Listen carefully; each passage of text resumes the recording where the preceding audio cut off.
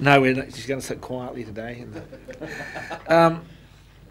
Okay, we're on item 13, proposed pathway bridge across the Tukituki. Mr. Adey, I guess you're taking us into that, are you? I am, thank you very much. Yeah, this is as the result of a very active Rotary Pathways Trust and group in Central Hawke's Bay. I think the report is pretty self-explanatory, and I'm sort of a need agreement to, well, the bridge needs an owner specifically, partly for funding but partly for ongoing responsibility to maintenance, etc. And I've left it to you to make a decision on just whether you do that, and if so, how you want to approach it. So I'll leave it to questions. Yeah, interesting project. We'll just start with some questions for a kick-off. Councillor Belford? Just questions.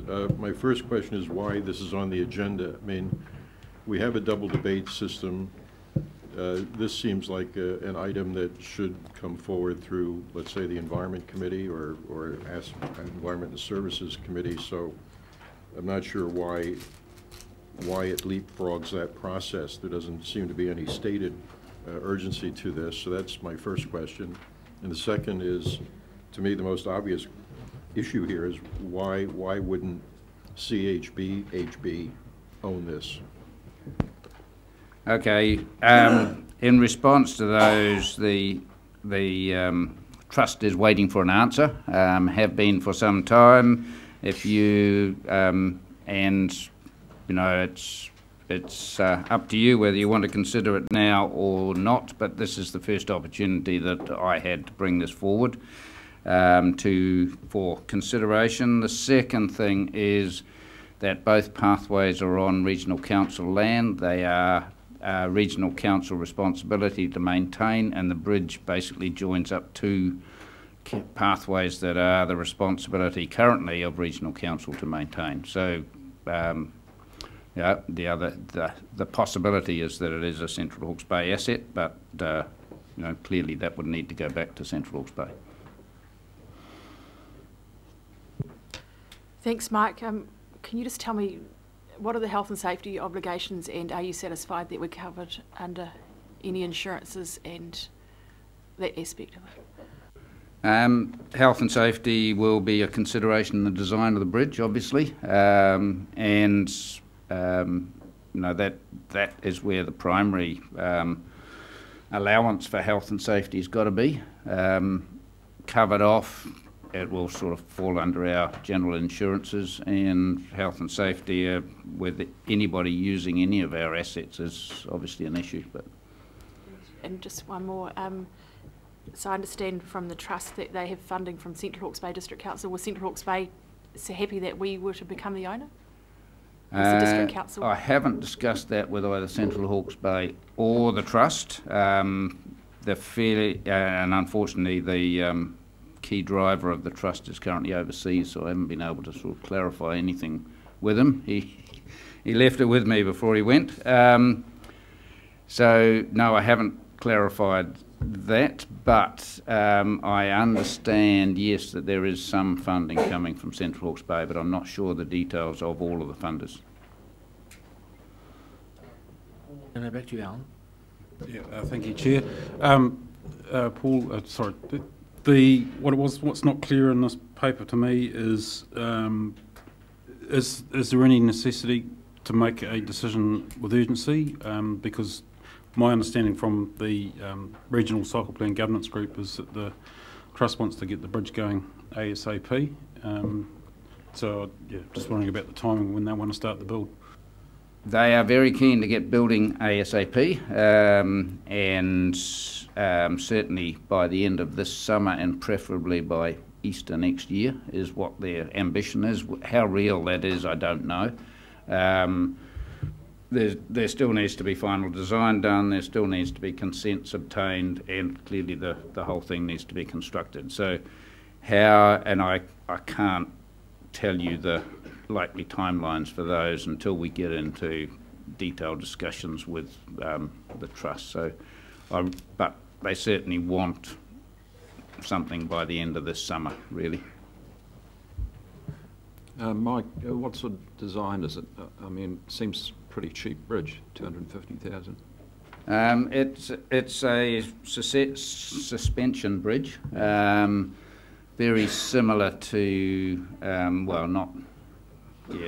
it's not as light as those ones that DOC get into for their backcountry tracks, but it would be for much more heavy traffic type, pedestrian traffic and cycle traffic, and DOC have a number of these types of bridges. So it's suspension from the two banks, there's no piling? There is a pile on the sort of berm area on one side of the river, yes, and yeah, I mean, clearly it's got its two towers and the suspended cable, and I can't tell you off the top of my head what the span is, but it's probably in the order of 100 to 120 metres, so it's a relatively standard suspension bridge design, and I'm pretty sure the width is 1.2 metres of carriageway. Yeah. Just clarification, just to simplify this. This bridge joins two cycleways on each side of the river. Yeah. They are going to raise all the capital. Yes. I'm interested to know how much they've got, and they will construct the bridge, and they want an owner of the bridge to take it forward and to take the responsibility going forward. So, and they probably need that before they're getting their funding, as they're getting their funding. Yes, certainly at least one of the funders has said that's right. That's subject to having an owner. And I just want to take another thing. I do take on board what Councillor Balfour said. Probably this should have gone through the committees, but Councillor, since we got it now, we might as well make a decision now. But I do think you're correct. It should have gone through a committee process.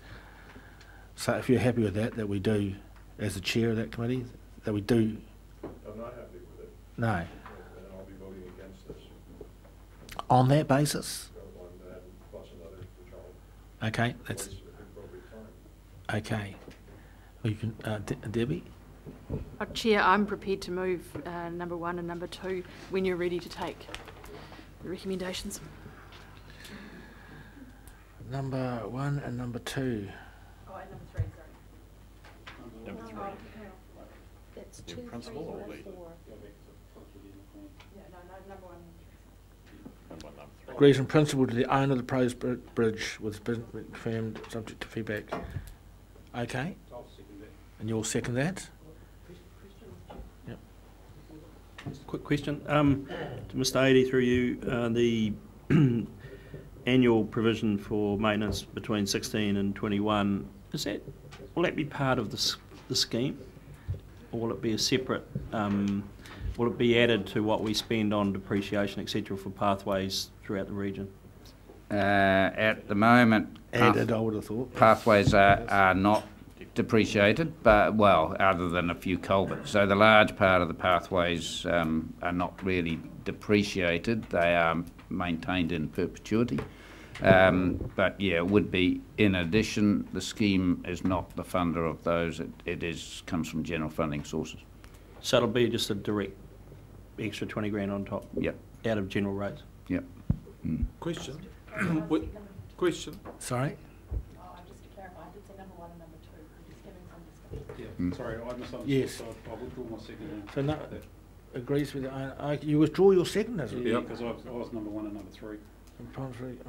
I'm with him. Question. So, number 1 and number 2, chair can second, can't they? Yeah, we'll hold that, but I'm prepared to second that. But I'll take that question The first. question I have is that when it says they want to have this thing done in the year, does it mean the end of this financial year or the end of next year, end of 2017? When's the year? Well, certainly by next Easter is their objective. I'm not sure how real that is, but That's their objective. yeah, They're talking seasons, not financial yeah, years. we're probably talking by the end of this financial year. And whether that's realistic or not, we won't know until we get into the details. But just a clarification, we wouldn't move. Our thing would be subject to them having all the capital in place. Oh, absolutely, yeah. But following that, why couldn't this be done? I want to hear the argument, if there is an argument, why this could not be done within our normal financial planning processes.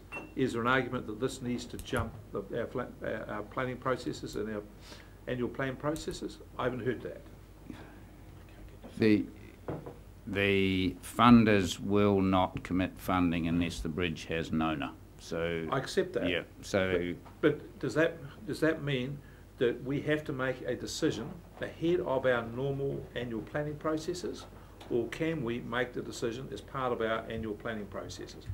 I haven't heard an argument as to why it cannot be done within our planning process. Councillor, maybe, I might just comment. I think the implication would be that the project would go back by a year. Yeah, that's right.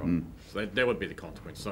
So if there's no owner and a significant chunk of the capital to build the bridge is dependent on an owner, and this council says, well, then take the case that says resolution 3, it's in principle it's prepared, but it's not prepared to sign it off, it rolls the thing back by a year. That's how I would read it. yep. That's the consequence. That might be the right thing, but I'm not passing judgment on that, but that's the consequence of that. Do you have a question, or do you want to make a comment, Tom? Well, we have. We don't have a seconded motion yet. Yeah, I did. I said I would second it, but I want to get all the questions out first. But I hear your answer, but it doesn't tell me why we have to bring it forward. Because people want to do it this year rather than next year, because they like to do it now. I mean, I want to hear a justification for having to jump our planning processes. I mean, I'd like Christmas to come in October. It would suit me better. But you with me? Doesn't give you with me. So. Because in simplistic terms, Councillor, because you have a bunch of people out there that are scurrying around raising money, got a concept, raising capital to do it, and if you put them back a year, and they've got some people stumping up already, if you put them back a year, you put them back a year, and you may them for. I'm just answering that question. No, we're not. We have a mover and a seconder. Do you wish to speak, and then we can. Yep. Thank you, Chair. I take on board Councillor Belford's concerns that it's jumped straight into here, and I too was a little surprised. I'd like to speak about the pathway and the Rotary River Pathway Trust. This is a team of committed, gosh, this is loud, committed community individuals who've worked tirelessly all hours of the working week and weekends, and what you see when you drive into Waipukurau, you've got a pathway that goes either side of the bridge that you cross when you first are heading south into the township. This will link the two pathways down quite near the Tapari Road. I understand it's the confluence. It's a beautiful area. I was taken for a drive down there the other day, and Chair, you were invited as well, but you couldn't quite make it. It is also, as you go down to where this loop is completed, it's right beside where the mountain bike park is, and that, just for everybody's clarification, is the wastewater, the land that was bought for wastewater discharge land that we have agreed to see used as a mountain bike park, and that is, I don't know, 340 hectares, is that right, Andrew? 200 odd hectares, all right. It's quite it's a beautiful area in gum trees, and there are 3 dams in there, so the work has actually already started in there to be putting mountain bike pathways through that couple of 100 hectares, and it's a stunning opportunity for the whole of Hawke's Bay, because it provides grades. I'm not a mountain biker, but different grades for different users in a quite a unique facility with river and mountains and different specifications that will be really attractive to a lot of families within and externally to the region. They look to attract a lot of holiday makers who are out along the coast, and they take a day trip into town. So this is just putting together a vision, and it will complement the mountain bike park that we've agreed. So I mean, we're just providing the land, they're providing the funding to put the pathways in there, and the existing developments that have already been done along the berms of the river. I support the concept, and I equally endorse the work of the individuals who are making this happen. And just to sign off on Councillor Barker, I don't really think of this as being Christmas come early to them. I think it's Christmas come early to us, because they're handing the asset over to us, and we're just helping them facilitate. So that's why I'm supporting this. Thank you. I'll hold mine then. You can speak, councillor. I'm going to say, I'm opposed to this on 2 counts. First count is the issue raised by Councillor Balfour about this being just springboarded straight into here. And secondly, I'm opposed to it because it's trying to circumvent the normal planning process. What this says, if we pass this resolution, this council is going to commit to this payment ahead of all of the other opportunities we've got. My view, this should stand in the same line as all the rest of them, and we should make choices as to what we're going to increase our expenditure on. I think this is bad practice. I will support it absolutely 100% for option 3, but I will oppose option 2.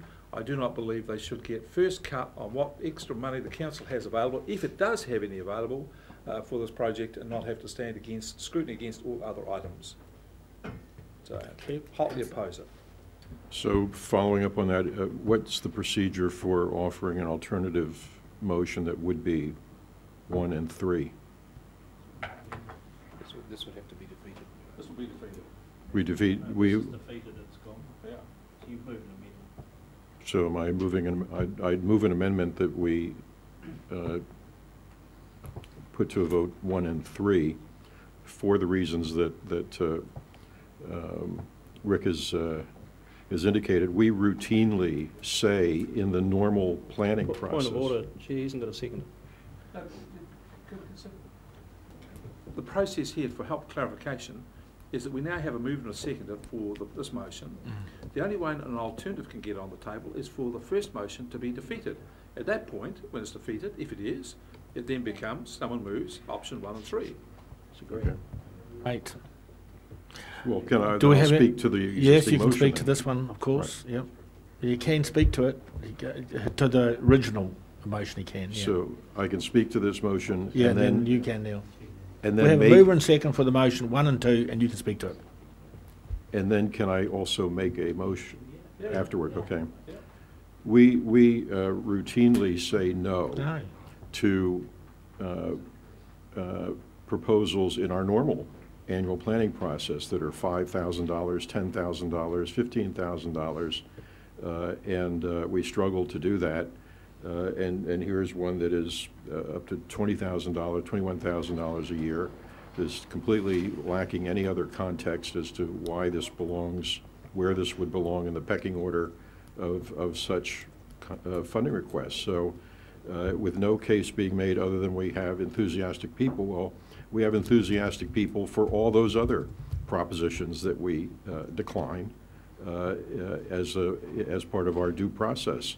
So that enthusiasm doesn't warrant, in my judgment, avoiding what should be the standard practice here. We spent quite a bit of time this morning agonizing over what our proper rules of engagement are, and yet we seem perfectly happy to, as a matter of convenience, ignore our processes when somebody has, you know, the latest brilliant idea that would like some funding.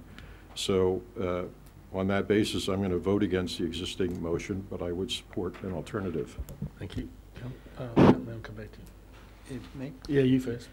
Thank you, Mr. Chair. I just wonder, and picking up on the debate, and of course my colleagues have made some valid points about jumping the queue, etc., in regard to this item, but I would urge my colleagues to just take a little broader view of it, and I think it's too narrow to say that this is a one-off in isolation request. The pathways throughout the region are legion. There are many of them. We've committed vast sums of money to them. They are what the community wants. We've had multiple approvals of funds from this council to them.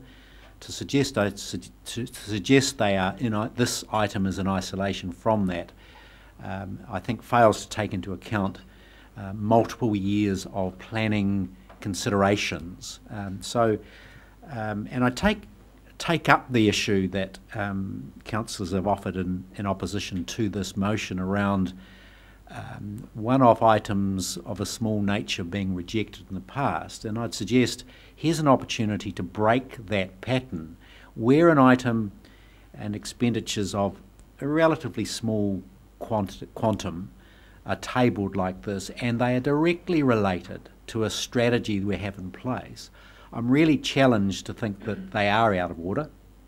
I think this is on the higher end of those, if you like, accommodations that the council inevitably make throughout the year.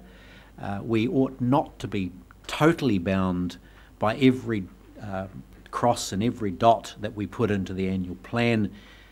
We're asked to respond to the public on a daily basis, and I'm just thinking, Mr. Chair, around the expenditures we've made in terms of, say, drinking water in Havelock.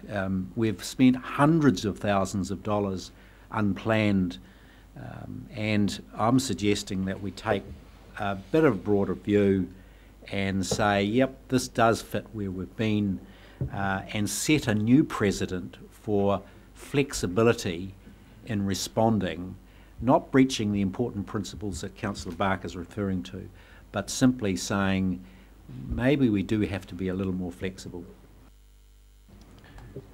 Thank you, Councillor. Yes.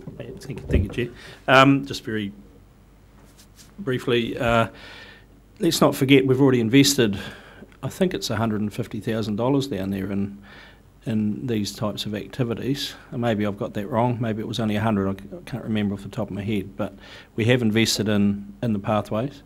We certainly have invested in the forests. Absolutely invested in the forests. And anything to add value to our existing investment has got to be a good deal. I'm happy to support this on the basis, after doing a little bit of homework, acknowledging that the money that is sitting there on the table is ready to go with one simple proviso ticked off. It also gives the local district council a chance to have its discussion I suspect, the near future, but we will see, about its involvement in investing in this piece of infrastructure. From a tourism point of view, Easter is quite important to them next year. That's the Big Easy is the cycle classic that's around the local cycleways here, pathways, and they have one called, I think it's the Little Easy or some such thing, and this would certainly add value. It would be a great opportunity to open this piece of infrastructure. We're not being asked to build it, we're not being asked to pay for it, we're being asked to maintain it and own it. And in the gambit of all the other infrastructure that we own down there, it's certainly in the form of flood protection and our ongoing maintenance of that part of the world. I think owning this piece of infrastructure certainly adds to our existing ownership, if you like. I take on board particularly what Councillor Barker said. He makes some very good points, but it's not as if this is a one-off out of the blue. We were already investing down there in a number of ways. Last point, Chair, could I ask with some respect that if a mayor of a town is sitting behind me, you let me know before I make disparaging remarks about their different time zone, yeah. Well, I was expecting it, yeah. No, we'd all quite enjoy that. Now, Mr. Mohi, you have a comment? Yes, just endorse Councillor Curtin's remarks in regards of just a little bit of flexibility here. And as a member of the Tourism Board, just this is extremely important because we haven't got bridges going to nowhere. We've actually got pathways going to nowhere, straight into the river. And as you all know, the Tukituki is flowing much more faster now. We don't need the dam. So I would urge the councillors to support this as it is. Yeah, look, I'm personally I'm not too sure how long this project's been going, but I know I was excited about it. I heard about it at the recent regional cycle plan governance group meeting. I think it's a really cool idea. To my mind, I think the bridge will go a long way towards the completion of a route from between Havelock North and Waipuka Rail. And given the increasing popularity of cycle tourism in the region, especially in Central Hawke's Bay, can only benefit from this facility. However, like Councillor Barker and Councillor Belford, given the total cost of over 25 years of this project, somewhere between 420 and 525,000, that's what we've been asked to commit to. I think it's appropriate that we should go to the public as part of the annual plan process. therefore I'm struggling to support option number 2, but I've certainly taken on board Councillor Curtin and Wilson's comments. I think that's given me pause for thought. Thank you.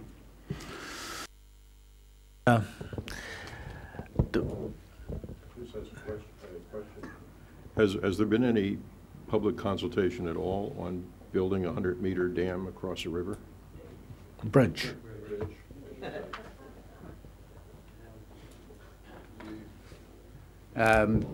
Certainly through the, I mean, it's been well canvassed through the community by the Trust. As far as I'm aware, I can't give you any details, but maybe Councillor Hewitt could, or whoever, but yeah.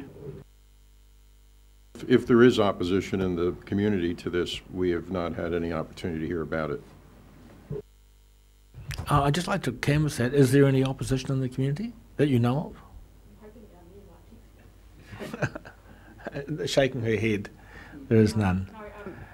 I'm unaware of any opposition in the community. I'm just speaking from my personal observations. There was a very strong desire to get a loop. There was some talk about getting one in along the main highway. This is obviously a lot safer to be down here. The only other heads up I've had during the discussions is that of the 250,000 that's needed, 150k is already raised, and there's a paper in front of the CHB District Council for another 50 tomorrow. So they're very close, and there's quite a strong drive within the community to be donating. I think it's $250 like a plank, which you have your name on, so you buy planks for the actual bridge. They're very close, and this is not a one-off. They've also raised the money to build the pathways all the way through the mountain bike park as well, our gum tree farm. Yeah, so that can be my wrap-up if you like. Chair. Okay, we've had some stunning debate around this, both sides. So as a seconder, I get a chance, which I'm going to take anyway. I think two things, several things actually. Firstly, the process hasn't been a great process, and I accept that. But this is a great example of us partnering with a community. The community have had an idea, they've raised the capital, done all the work, and what they want and what they require is an owner who will take some responsibility going forward. And of course, we need to be very aware of the health and safety issues, and we need to be aware of the planning, and that we need to make sure our engineers sign off on whatever plan and style of bridge happens here. But I think this will be a stunning addition to our pathways. It will be something really exciting for Hawke's Bay, not just Central Hawke's Bay, but for everybody. Every kid in Hawke's Bay will want to cycle over this bridge. So I think that accepting that we haven't had great process, I still think we need to be flexible, and I thought Councillor Curtin's dissertation was really amplified my own personal views. So do you want to have a final say on this?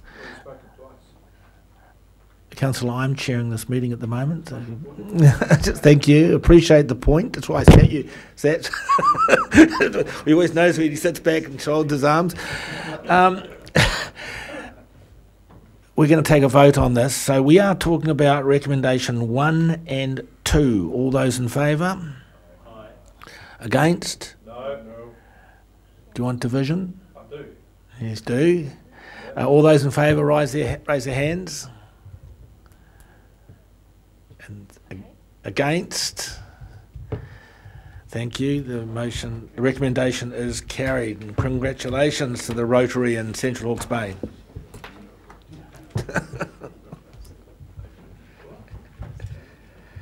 Now, item 14, review of Ruataniwha water storage.